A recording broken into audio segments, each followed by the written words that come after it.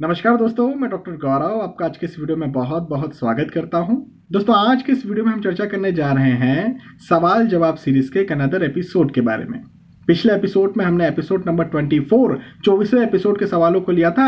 आज के इस वीडियो में, आज के इस एपिसोड में एपिसोड नंबर 25 25वें एपिसोड के सवालों को हम लेने जा रहे हैं। दोस्तों, आप सभी का स्वागत है। आप सभी जो भी ज्योतिषीय प्रश्न मुझसे करना चाहते हैं इस वीडियो के माध्यम से, सवाल जवाब सीरीज के माध्यम से मुझसे कर सकते हैं। उसका जवाब आपको जरूर से दे दिया जाएगा। केवल आपसे ये रिक्वेस्ट है कि आप जो भी सवाल करें वो पर्सनल, आपकी बर्थ डिटेल ना हो, पर्सनल ऐसा कोई क्वेश्चन ना हो जो कि सिर्फ और सिर्फ आपके ही लिए इंगित होता हो। यदि कोई ऐसा क्वेश्चन है जो कि सार्वजनिक है, ऐसा कोई सवाल है जिसका जवाब इस वीडियो को देखने वाले प्रत्येक दर्शक को पसंद आता है, लाभप्रद लगता है, तो उस सवाल का स्वागत है। चलिए आज का पहला प्रश्न ले लेते हैं। और पहला प्रश्न है हितेन जी का। ये कहते हैं कि तुला लग्न की कुंडली में 6वें भाव में शुक्र के साथ बुध है तो क्या ये अच्छा होता है या बुरा? हितेन जी, मैं हमेशा से एक बात बताते आया हूं कि तीसरे, 6वें, 8वें या 12वें भाव में सामान्यतः कोई भी ग्रह अच्छे फल नहीं देते। एक स्थिति हो सकती है विपरीत राजयोग की स्थिति, लेकिन यहां पर वो भी नहीं बनेगी। क्यों? क्योंकि लग्नेश ही खराब हो गए। विपरीत राजयोग की जो दूसरी शर्त है उसमें यह है कि लग्नेश जो हो वो खराब ना हो। यहाँ पर लग्नेश खराब हो गए, लग्नेश 6वें भाव में आना खराब माना जाता है, तो ये विपरीत राजयोग भी नहीं बना। कहने का मतलब ये कि ये अपने खराब फल देंगे, चाहे बुध हो चाहे शुक्र हो। तुला लग्न की कुंडली भले ही लग्नेश हो, वो 6वें भाव में आना खराब माना जाता है। हितेन जी के बाद मिली जी मुझे सवाल करती हैं कि सर, जेम्स पहनने से क्या सच में वो वर्क करता है? Please clarify. मेरे जो बिल्कुल 100% करता है। यदि नहीं करता तो मैं रत्नों पर वीडियो ही ना बनाता।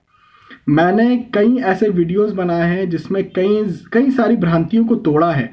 इवन लंबे समय से कई तकियानुसी या भ्रांतियां चली आ रही थी। इस तरह का योग होता है, ये ऐसे फल देता है, उस तरह का योग होता है, वो ऐसे फल देता है। मैंने उन सारी भ्रांतियों को तोड़ने का कार्य किया है। यदि मुझे लगता है कि जेमस्टोन वर्क नहीं करते तो मैं इनके ऊपर कोई वीडियो नहीं बनाता, मैं आपको इनके बारे में कुछ भी नहीं बताता। लेकिन मैंने कई वीडियोस जेमस्टोन पर बनाए हैं। इसका ये मतलब तो 100% है कि जेम्स वर्क करते हैं। अब बात यह है कि आपके लिए कितना कैरेट का रत्न जेम्स होना चाहिए, ये भी बहुत मायने रखता है। साथ ही साथ कौन सा होना चाहिए, ये भी बहुत मायने रखता है। और फिर इसके बाद वो ओरिजिनल है या डुप्लीकेट है। क्या आपसे ये कहा गया कि भाई ये हरा पत्थर पन्ना है, और क्या सचमुच में वो पन्ना है या फिर सिर्फ हरा पत्थर है? ये कुछ चीजें जो होती हैं ये देखने वाली होती हैं। लेकिन यदि सब कुछ ठीक होता है, फॉर एग्जाम्पल आपको पन्ना या एमराल्ड की जरूरत है, वो आपको जितना कैरेट की जरूरत है, आपको जिस फिंगर में पहनना है, जिस धातु में पहनना है, और यदि वो असली है तो 100% वो वर्क करता है। सारी चीजें सही चलेगी तो 100% आपको जेम्स वर्क करेगा। प्रदीप सिंह जी मुझे सवाल करते हैं। सत श्री अकाल जी। सत श्री अकाल प्रदीप जी। अगर तुला लग्न में 11 भाव में मंगल गुरु राहु की युति है तो इसमें किसका ज्यादा प्रभाव होगा? अंगारक योग का या चंडाल योग का, या फिर मंगल गुरु की शुभ युति का, या फिर अंश बल के हिसाब से इसके प्रभाव को गिना जाएगा? प्रदीप जी, जो आपने आखिर में बात कही, अंश बल या डिग्री वाइज उसका प्रभाव देखा जाएगा। देखिए, ऑब्वियसली इस तरह की युतियों को देख करके कई सामान्य जन, इवन कई एस्ट्रोलॉजर्स भी भ्रमित हो जाते हैं कि हम अंगारक योग का है, चंडाल योग का है, या फिर गुरु मंगल की युति यदि कुंडली में कोई बहुत अच्छा योग बना रही है तो उसका नाम दें। यहां पर मैं आपसे कहूंगा, पहले तो आप डिग्री देखिए कि किनकी डिग्री कितनी पास में, कौन कितने क्लोज कंजंक्शन में है।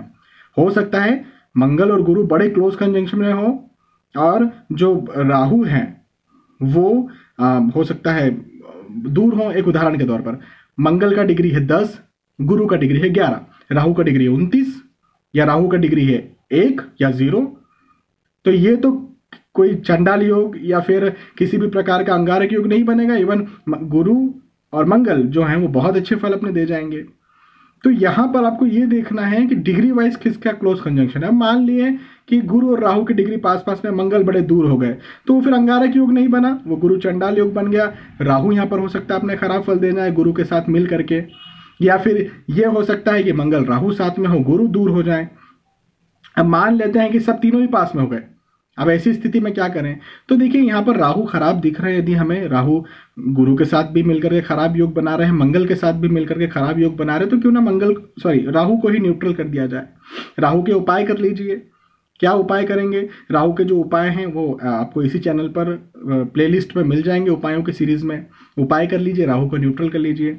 अब रही बात कि किसके फल आपको ज़्यादा मिलते हैं, इन अच्छी युतियों के या फिर ये खराब युतियाँ जो योग बना रही इनके, तो देखिए ऑब्वियसली यदि पास पास में है या क्लोज कंजंक्शन है तीनों प्लैनेट्स का, तो तीनों ही जो युतियाँ हैं वो अपने अपने फल दिखाएगी। यहाँ पर एक गणित का फॉर्मूला यूज़ कर सकते हैं कि जब हम भाग देते हैं तो 2 को 2 से कट किया, इस तरह का फॉर्मूला होता है ना, उसी तरह से यहाँ पर एक अंगारक योग बन रहा है, यहाँ पर एक चंडाल योग बन रहा है और एक बहुत अच्छा गुरु और मंगल का योग बन रहा है। तो 2 खराब योग है, एक खराब योग से एक खराब योग कैंसिल कर दीजिए, एक तो अच्छा योग है, तो वो आपको कम से कम थोड़ा सा अच्छा फल दे जाएगा, या फिर मिक्स फल यहाँ पर देखने को मिलते हैं।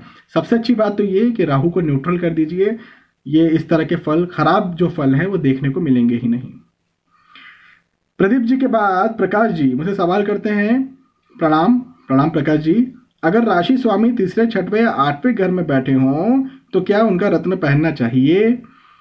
अब आप राशि स्वामी, हो सकता है चंद्र राशि की बात कर रहे हो या लग्न राशि की बात कर रहे हो, जो भी हो, यदि वो तीसरे, छठवें, 8वें या 12वें भाव में बैठते हैं और विपरीत राज्यों का निर्माण नहीं कर रहे हैं, देखिए लग्नेश तो नहीं करता है, चंद्र राशि का जो स्वामी है वो विपरीत राज्यों का निर्माण नहीं कर रहा है, तो उसका रत्न नहीं पहनना चाहिए। निर्माण हो रहा है तो रत्न पहनिए। अब रही बात ये कि कैसे जानेंगे कि विपरीत राजयोग बन भी रहा है या फिर नहीं, तो आप एक काम ये करें कि इस चैनल पर आपको एक वीडियो मिलेगा विपरीत राजयोग के नाम से, उस वीडियो को देखें, उसमें आप जानिए कि क्या वो आपका जो राशि स्वामी है विपरीत राज्यों का निर्माण कर रहा है या फिर नहीं। नहीं कर रहा है तो बिल्कुल भी नहीं पहनना है उसका रत्न, कर रहा है तो पहन सकते हैं यदि नीड है तो। प्रकाश जी के बाद दीपक जी ये कहते हैं, please tell about sun and Jupiter in 12th house. देखिए ये जो सवाल है, इस तरह के कई सवाल मुझे आते हैं, कई सारे सवाल मुझे आते हैं सवाल जवाब की सीरीज में कि ये इस भाव में हो तो क्या फल देगा। मैं यहाँ पर इस दीपक जी के माध्यम से आप सभी को बताना चाहता हूँ कि मैंने सारी सीरीज बना करके रखी है। सारे जितने ग्रह, 9 ग्रह कुंडली के 12 भाव में अपने कैसे कैसे फल देंगे, ये सारी पूरी सीरीज बनी हुई है सारे ग्रहों को लेकर के। आप थोड़ा सा प्रीवियस जाइए वीडियोस में, इस चैनल पर आपको सारी चीजें मिल जाएंगी।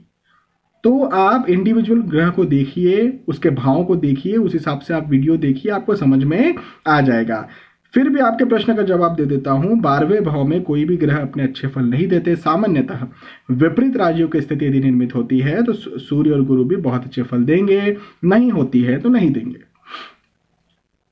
इसके बाद कायक जी ये मुझसे सवाल करते हैं, नमस्कार नमस्कार Kayak ji, government job, competitive exam and private job के लिए which planets are responsible and what about houses? Okay Kayak ji, यदि प्राइवेट जॉब की हम बात कर लें या कॉम्पिटिटिव एग्जाम से, तो गवर्नमेंट जॉब में ही अधिकतर लोग जा रहे हैं। तो प्राइवेट जॉब की यदि हम बात कर लें तो यहाँ पर हर ग्रह हर जॉब को रिप्रेजेंट कर सकता है। उदाहरण के तौर पर बुध जो है वो बैंकिंग सेक्टर को रिप्रेजेंट कर सकता है, कम्युनिकेशन वाले जॉब को या फिर कहें टीचिंग को रिप्रेजेंट कर सकता है, सलाहकारिता को रिप्रेजेंट कर सकता है। किसी ऐसी जॉब में आप हैं, किसी कंपनी की तरफ से हैं जहाँ पर आप सलाह देते हैं, तो इस तरह की वर्क को रिप्रेजेंट कर सकता है। इसी के साथ साथ यदि हम कहें शुक्र, तो शुक्र जो है वो डिज़ाइन को, इंटीरियर डिज़ाइन, कोई कंपनी है बड़ी सी वो इंटीरियर डिज़ाइन करती है या एक्सटर्नल डिज़ाइन करती है, या फिर किसी भी तरह की साज सज्जा है, डीओ का कोई कंपनी है, इसे रिप्रेजेंट कर सकता है। तो हर ग्रह, हर एक ग्रह अपने अलग अलग, एक राहु है तो कोई शराब की कंपनी है, उस प्राइवेट जॉब को रिप्रेजेंट कर सकता है। हर ग्रह हर प्राइवेट जॉब को रिप्रेजेंट कर सकता है। यहाँ पर ये देखना पड़ेगा कि क्या कुंडली में जॉब के ही योग बनते हैं। अब जॉब के योग बनते हैं तो गवर्नमेंट जॉब के योग बनते हैं या प्राइवेट जॉब के योग बनते हैं। अब प्रश्न यह उठता है कि गवर्नमेंट जॉब को कैसे देखें। तो देखिए गवर्नमेंट जॉब को देखने के लिए बहुत ही सामान्य सी चीज़ बताऊंगा, सारी चीज़ें यहाँ पर नहीं बताई जा सकती क्योंकि ये जो एक्सपीरियंस है ये एक बहुत बड़ा, बहुत लंबा एक्सपीरियंस इसके लिए चाहिए। और बताने के लिए आपको जो यहाँ पर मैं बताऊं, इसके लिए 10 मिनट, 15 मिनट, 20 मिनट कम पड़ते हैं। इसके लिए आपको एक्सपीरियंस चाहिए, इसके लिए आपको कई कुंडलियाँ देखना पड़ता है। लेकिन फिर भी मैं एक सामान्य तौर पर आपसे कहूं तो सूर्य जो होते हैं वो गवर्नमेंट जॉब को रिप्रेजेंट करते हैं, गुरु जो होते हैं वो भी गवर्नमेंट जॉब को ही रिप्रेजेंट करते हैं, साथ ही साथ मंगल भी इसे रिप्रेजेंट करते हैं और कभी कभी शनि भी इस गवर्नमेंट जॉब को रिप्रेजेंट करते हैं। हाउसेस की बात करें तो 10th house, 11th house, 2nd house, 6th house, 5th house, even 9th house, ये भी गवर्नमेंट जॉब में, यदि इन जो ग्रहों का मैंने नाम लिया था, यदि इन ग्रहों से कहीं संबंध हो जाता है तो गवर्नमेंट जॉब को ये रिप्रेजेंट कर जाते हैं।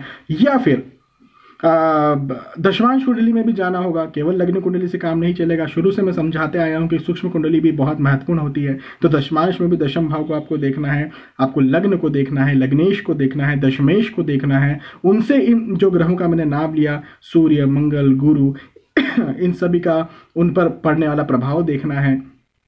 उसके बाद में आपको ये पता चलता है कि क्या गवर्नमेंट जॉब के योग है या नहीं। और अच्छा, इसी के साथ साथ सबसे महत्वपूर्ण बात कि क्या ऐसी कोई दशा, अंतरदशा, प्रत्यंतर दशा, सूक्ष्म दशा या गोचर हो रहे हैं कि गवर्नमेंट जॉब लगे। यदि किसी की उम्र अभी है 24, 25, 26 साल, अब अभी आने वाले 10 सालों में, 15 सालों में कोई ऐसे गोचर हो ही नहीं रहे हैं, कोई ऐसे दशा अंतरदशा आ ही नहीं रही है, तो फिर उसके बाद होना बड़ा मुश्किल होता है। यदि 15-20 सालों बाद दशा या अंतरदशा या ऐसा कोई गोचर बन रहा है, तो आप ये कह सकते हैं कि भाई आपकी किस्मत में गवर्नमेंट जॉब नहीं है। क्योंकि बहुत कम ऐसा आप देखेंगे कि 45, 50 या 55 या 60 साल की उम्र में किसी को गवर्नमेंट जॉब लगेगी, बिल्कुल नहीं लगेगी।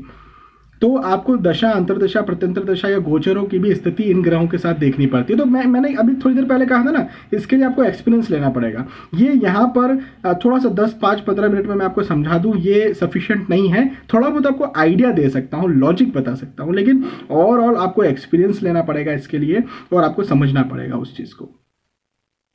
कायक जी के बाद शोएब खान जी, ये मुझसे कहते हैं, सर नमस्ते। नमस्ते शोएब जी। सर, कन्या लग्न में चंद्रमा 2nd हाउस में और गुरु 5th हाउस में हो तो क्या गजकेसरी योग बनेगा? प्लीज रिप्लाई करें।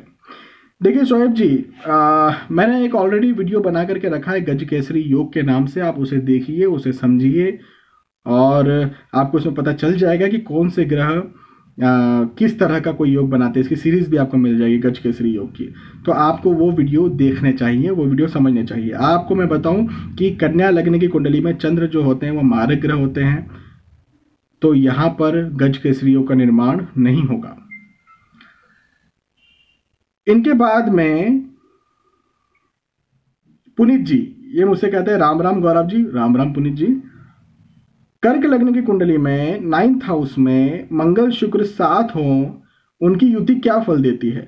एक योग कारक हैं और दूसरा सम, और इनकी युति क्या परेशानियां देती है, यह भी बताना है। ठीक है पुनीत जी, बहुत अच्छा सवाल है आपका। मैं यहाँ पर शुक्र को सम नहीं कहूंगा। तुला लग्न की कुंडली में, माफी चाहूंगा, तुला नहीं, आपने कर्क लग्न की बात की। कर्क लग्न की कुंडली में 9th हाउस में जो शुक्र है वो भी उच्च राशि हो गए। उच्च राशि शुक्र जो है वो सम नहीं रहे, बहुत अच्छे हो गए। तो यहाँ पर शुक्र भी बहुत अच्छे फल देंगे। मंगल तो अति योग कारक है ही, और मित्र राशि में बैठे हैं, वो भी बहुत अच्छा फल देंगे। भाग्य को बहुत अच्छा, बड़ा मजबूत बनाने का ये प्रयास करेंगे, बड़ा मजबूत बनाएंगे भाग्य को। भाग्य में सारी सुख सुविधाएं, भौतिक सुख सुविधाओं को लाने का प्रयास करेंगे। मैं तो इस युति को बहुत अच्छी युति मानूंगा। मंगल शुक्र को यहाँ पर मैं दुश्मन कतई नहीं मानूंगा। इन्हें मैं कुंडली के लिए या उस व्यक्ति के लिए जिसकी कुंडली में ये दोनों साथ में बैठे हैं, बड़ा ही अच्छा मित्र मानूंगा। एक विषय में गड़बड़ी हो सकती है, वो विषय है मंगल और शुक्र का साथ में बैठना वासना को, या फिजूल की वासना को बढ़ा देता है। ये जरूर से प्रॉब्लम हो सकती है। हो सकता है इंसान प्रोग्रेस करे, सुख सुविधाएं सारी मिले, लेकिन वासना उसमें जो है ना, काम वासना ज्यादा हो जाए, या फिर लड़कियों के चक्कर में हो जाए, या किसी भी तरह से इस जो काम वासना की जो बात है इसमें वो दिक्कत परेशानी कर सकता है। लेकिन ओवरऑल भौतिक दुनिया की दूसरी अगर हम बात करते हैं, नौकरी के लिए, भाग्य के लिए, मकान, भूमि, गाड़ी, वाहन के लिए, स्टेबिलिटी के लिए, इन सब चीज़ों, पढ़ाई के लिए, इन सब चीज़ों के लिए वो बहुत अच्छी प्रोग्रेस करवाने वाला होता है। तो ये कुछ अच्छे होते हैं, एक खराब होता है। पुनीत जी के बाद ज्योति जी मुझसे सवाल करती हैं, गौरव जी, यदि मंगल 12वें स्थान में स्थित हो और वक्री हो जाए तो क्या विवाह में अड़चने आती हैं, तथा क्या मंत्र आदि से इसकी शांति की जा सकती है? ज्योति जी, 12th हाउस में यदि मंगल होता है, वक्री भी होता है, तो ऑब्वियसली ये मांगलिक योग या मांगलिक दोष कहलाता है। अब यदि कोई व्यक्ति मंगलिक हो गया, चूंकि मैं हमेशा बताता हूँ 12th हाउस में सामान्यतः कोई ग्रह अच्छे फल नहीं देते। अब मंगल भी सामान्यतः यदि 12th हाउस में बैठे तो अच्छे फल यहाँ पर नहीं देंगे। अब यदि कोई व्यक्ति मंगलिक होता है तो मैं हमेशा ये कहता हूं कि कुंडली मिलान करके शादी करना है, और करना ही चाहिए। हर कोई, अधिकतर लोग जागरूक है इस चीज को लेकर के। अब कुंडली मिलान के जो चक्कर में अधिकतर कुंडलियां ऐसी होती है जो नॉन मांगलिक होती हैं। अब नॉन मांगलिक होती हैं, हमें चाहिए मांगलिक, तो ऑब्वियसली कई रिजेक्शन करने पड़ते हैं, ना चाहते हुए कुछ रिजेक्शन करने पड़ जाते हैं, तो इस चक्कर में विवाह डिले होता जाता है। ये लेकिन फैक्ट यही है कि हम मंगलिक को ढूंढते हैं, मंगलिक थोड़े कम मिलते हैं, नॉन मंगलिक ज़्यादा मिल जाते हैं, उस चक्कर में विवाह डिले हो जाता है। केवल एक फैक्ट ये है, इसके अलावा और कुछ भी चीज़ नहीं है, कोई दिक्कत वाली बात नहीं है। बस कुंडली मिलान करके शादी करना है, इस चीज़ का आपको ध्यान यहाँ पर रखना चाहिए। लेकिन कई लोग ऐसे हैं जो मंगलिक है या 12th हाउस में भी जिनके मंगल है, लेकिन समय पर भी शादियाँ हुई हैं, बिल्कुल हो जाती है शादियाँ समय पर, तो ऐसी कोई बात नहीं है। चलिए, यहाँ पर इतने सवालों को लिया, इतने सवालों को मैंने यहाँ पर जवाब देने का प्रयास किया। मुझे विश्वास है कि आपको ये बात समझ में आई होगी, आपको वीडियो पसंद आए होंगे। यदि आपको वीडियो पसंद आते हैं तो प्लीज़ इसे लाइक करें, इसे शेयर भी करें, ताकि दूसरे भी इस वीडियो का फ़ायदा उठा सकें। दोस्तों, आपने आज का ये वीडियो देखा, आपका बहुत बहुत धन्यवाद। आने वाले वीडियो में फिर मिलेंगे, तब तक के लिए आपसे विदा चाहूँगा। नमस्कार।